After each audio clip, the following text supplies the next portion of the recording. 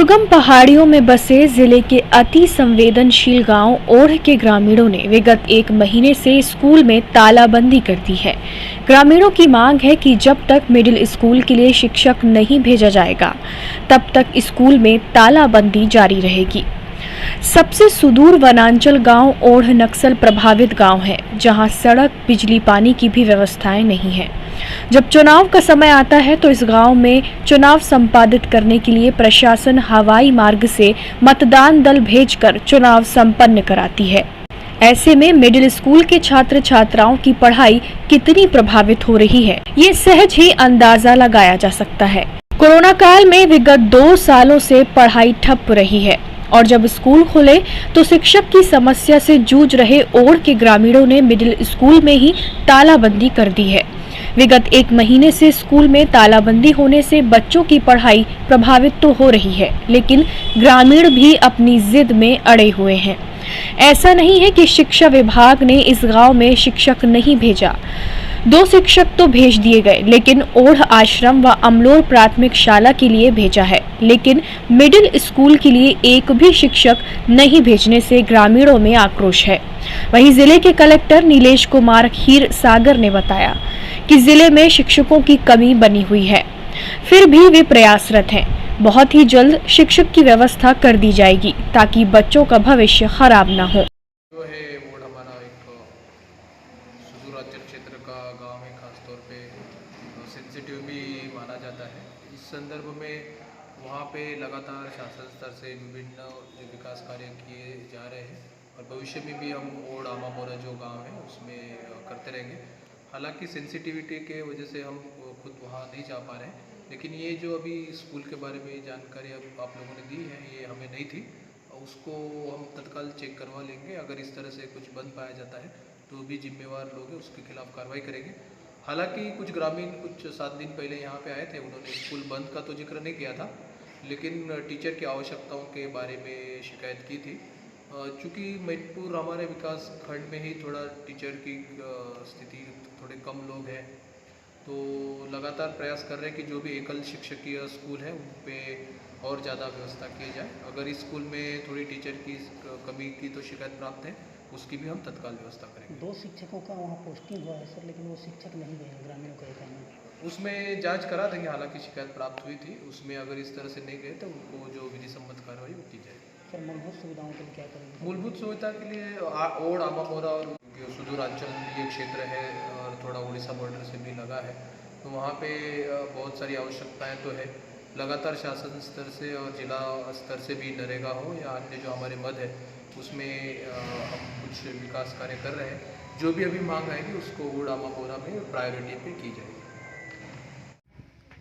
Sir मैं तो 25 तारीख जब से यहाँ ग्रामीणों द्वारा शिक्षक या फिर शिक्षा व्यवस्था को लेकर तालाबंदी किया गया है, तब से मैं यहीं हूँ, मुख्यालय में हूँ और बच्चों को जो है गाइडलाइन करते रहता हूँ। शाम को पालक तो भी भेज नहीं रहे हैं, जब तक शिक्षक नहीं आएंगे तब तक तालाबंदी रहेगा करके अड़े हुए हैं और बच्चों को नहीं भेज रहे हैं। तो मैं जो है शाम वाम को जैसे ट्यूशन के रूप में आधा घंटा 1 घंटा उनको गाइडलाइन करता हूँ। और सर मिडिल स्कूल में 3 क्लास हैं, एक क्लास में 6 सब्जेक्ट है, तो 6 दूने 12, 6 या 18 कालखंड होता है। तो अकेला टीचर प्लस में सर डाक और ऑनलाइन डाक, ऑफलाइन ऑनलाइन दोनों डाक हमको क्या करना होता है, मेंटेन करना होता है। तो हमको ऑनलाइन डाक यहाँ नेटवर्क है नहीं, तो नेटवर्क नहीं है तो यहाँ से 70 किलोमीटर या फिर धवलपुर बोलो तो 40 किलोमीटर हमको जाना पड़ता है। तो क्लास जो है बाधित हो जाता है सर। और एकल शिक्षा के कारण मतलब मैं नहीं हूँ, मतलब स्कूल बंद ही है एकल शिक्षकीय होने के कारण। स्कूल खुलता है लेकिन टीचर नहीं तो क्या खुलेगा, क्या पढ़ेगा बच्चा, ऐसा मेरा विचार है सर। इसकी जानकारी किसको दी है सर ये जब से ग्रामीणों द्वारा तालाबंदी की गई है, कलेक्टर, जिला शिक्षा अधिकारी महोदय, विकासखंड शिक्षा अधिकारी महोदय को ज्ञापन सौंपकर तालाबंदी किया गया है, तब से सर मैं सब्जेक्ट भूल गया। किसको दिए हैं? हाँ सर, जानकारी मैं जो है हमारे संकुल शोध समन्वयक के माध्यम से संबंधित विभाग को मैं जो है जानकारी तालाबंदी का दे चुका हूँ जी। वहाँ पे स्कूल के संबंध में शिक्षा की कमी है बोल के मीडिया के माध्यम से पता चला था, तो त्वरित जो है उस समय कलेक्टर साहब ने वहाँ पे कुछ शिक्षक की नियुक्ति वहाँ पे की व्यवस्था के तौर पे।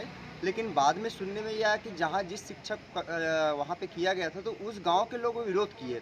विरोध करने के बाद से उसको जो है डीओ सब उसको रोक के रख दिए हैं। तो वहाँ पे अभी कलेक्टर सर ये डिसाइड किए हैं कि अतिथि शिक्षक के माध्यम से वहाँ जो ओण में शिक्षक की कमी है, तो कमार भुंजिया जैसे हमारे जनजाति के भाई बहन जो पढ़े लिखे हैं तो वहाँ पे उसी बाहुल्यता के लोग वहाँ पे निवासरत हैं।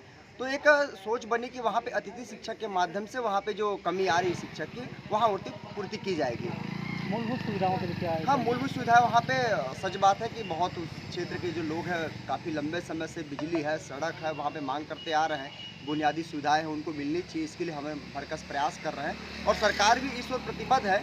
आने वाले दिनों में हम खुद भी वहाँ जाकर के दौरा करेंगे और निश्चित तौर पे सारी जानकारी हम जो है जिले के प्रभारी मंत्री और प्रदेश के मुखिया आदरणीय भूपेश बघेल जी को पूरी जानकारी वहाँ पे देंगे और हमारा प्रयास रहेगा कि वहाँ पे सड़क है, वहाँ पे बिजली है, वहाँ पे जो बुनियादी सुविधाएं है, स्वास्थ्य वहाँ उनको मिले लोगों को। ये हमारा पूरा प्रयास रहेगा कि उन लोगों को सुविधा मिले। जी, ये बात भी है कि वहाँ पे 8वीं के बाद बच्चे और वहाँ स्कूल नहीं होने के कारण पढ़ नहीं पा रहे हैं, एक ही क्लास में 2 या 3 बार बैठ रहे हैं। इस बारे में वहाँ पे अगर भवन की कमी होगी तो अतिथि कक्ष वहाँ पे बनाई जाएगी। और ये बात है 8वीं के बाद अगर बच्चे वहाँ पे पढ़ नहीं पा रहे हैं तो सड़क की थोड़ी सी दिक्कत है, इसलिए सड़क नहीं बन पाई है। तो लोग जो है यहाँ पे नीचे में मेरे ख्याल से छिंदोला कहीं पे हाई स्कूल खोला गया है, तो वहाँ पे छिंदोला में पढ़ने आएंगे जब सड़क बन जाएगी तो उसके लिए हम लोग प्रयास करेंगे कि वहाँ के बच्चे जो है 8वीं के बाद पढ़े, हमारा पूरा प्रयास रहेगा। टाइम 8 छत्तीसगढ़ के लिए गरियाबंद से मनमोहन नेताम की रिपोर्ट।